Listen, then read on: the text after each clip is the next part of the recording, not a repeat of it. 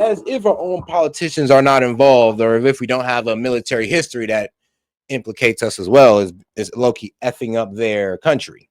So let's get right into it. I'm gonna do it real quick for you guys, so don't worry. I won't spend too much time on here.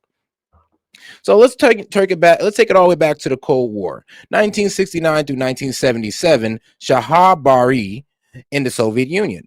So General Mohammad Shah Bari took power in 1969 and aligned Somalia with the Soviet Union, declaring a socialist republic.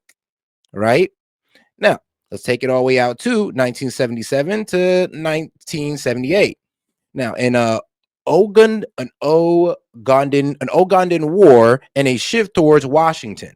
So Somalia invaded Ethiopia's Ugandan region in 1977. The Soviets backed Ethiopia instead, which is crazy because I thought they was, I thought they was working for, I thought it was on Somalia's side, but really they backed the Ethiopia instead. So Bari kicked the Soviets out and turned to United States for support. Now, this is where the United States started coming in and getting involved. The Soviets used to be involved. The Somalians went out to Ethiopia trying to, start stuff with them.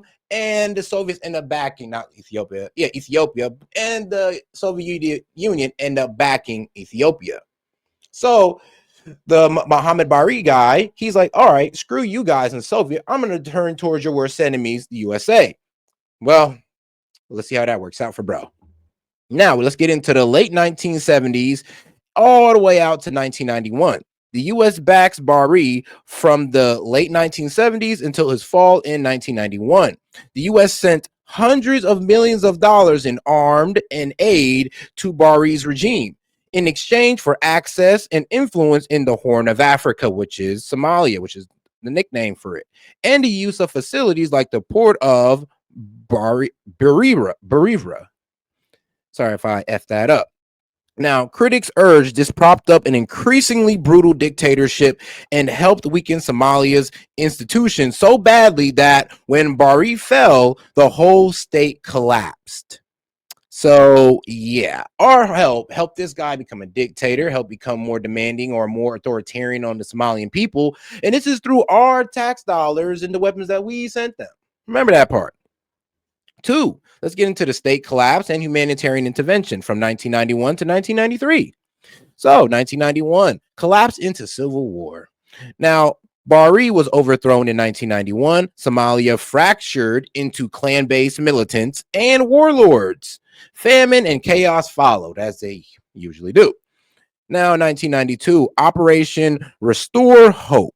In late 1992, under George H.W. Bush, the United States led an unauthorized mission to secure humanitarian aid routes and stop mass starvation. U.S. ground forces deployed in large numbers.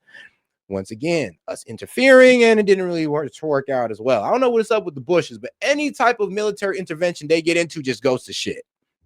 Sorry, Bushes. I guess that's just how fate had things planned for you guys. Now, the initial mission did not reduce famine deaths. No, it did not. So yes, the initial mission did not reduce famine deaths by protecting food distribution. So now some people say it did, some people say it didn't, but let's just say that the initial mission did, right? Let's just say it did for a nice little story. So the initial mission did reduce famine deaths by protecting food distribution, but it quickly slid from feed people into border nation building and disarming tasks, which didn't really work out too well. All right, now let's go to number 3, Black Hawk Down. So, and this comes to the part where some Somalians actually were able to shoot down a couple American Black Hawks. So, Black Hawk Down in the draw. This happened from 1993 to 1995, right? So, UNOMOS. So, it's UNOSOM2 and escalation. So, let's get into it. The mission became an UNOMOS. Let's call them UNOMOS.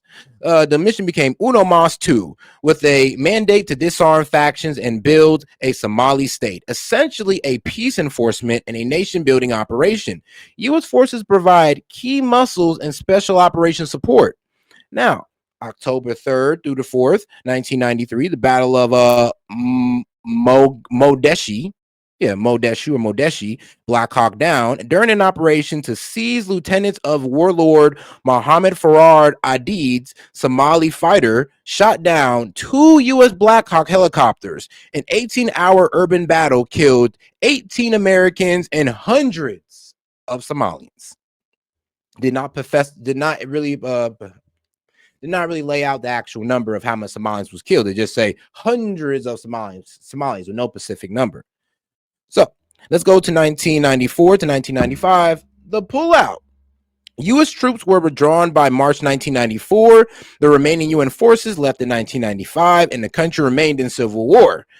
This episode scarred U.S. public opinion and made Washington very reluctant to send ground troops to Africa crisis for years. I mean, yeah, of course, look what happened.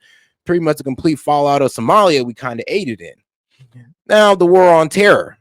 Oh, Lord. Yeah, I know, right? And you're wondering what they said. What the hell does Somalia got to do with the war of terror? Wasn't that other Muslim countries? Somalia didn't have anything to do with 9/11. Yeah, I know you're right, but they still got involved. They still got dragged into it. So, early 200s, intelligence, proxies, and warlords.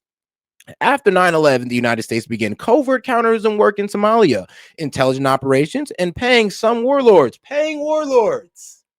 Yeah, that always works out. But yes, yeah, so they were paying warlords and pursuing people suspected of ties to Al Qaeda. It was all about Al Qaeda at the time. Now, just go to 2006. Islamic Courts Union versus Ethiopian invasion. All right. A loose Islamic movement, the Islamic Court Union, brought relative order to Somalia, especially Mogadishu. The Mogadishu, the place where the Black Hawk went down, where 18 servicemen died and hundreds of Somalians died when the 2 Black Hawks got shot down by Somalian forces. Yes, that place. The U.S. saw that the ICU, yes, the Islamic Courts of Union, the one that brought relative order to Somalia, as a potential extremist threat and backed Ethiopia's invasion, 2006 invasion that overthrew the ICU. The one Islamic organization that was bringing somewhat order to that region, and we claimed them to be what? Radical jihadists and took them out. Yeah, I know. Crazy, right?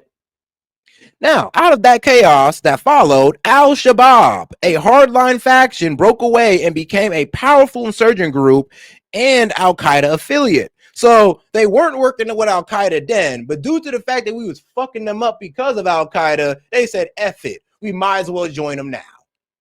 That's what we did. Let's get on to part 5. Ongoing U.S. war against Al-Shabaab that we basically created through our support of Ethiopian attacking Somalia in 06. So, I mean, whoop-a-daisy. From about 2007 onward, the U.S. involvement has been mostly counterterrorism and support to foreign troops, not large conventional deployments, thank God.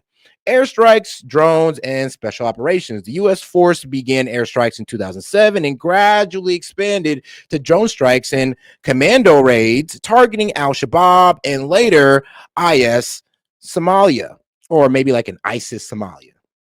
Now, independent monitors like Airways have documented civilian casualties, allegations from those strikes. So yes, there were these strikes that we've been doing.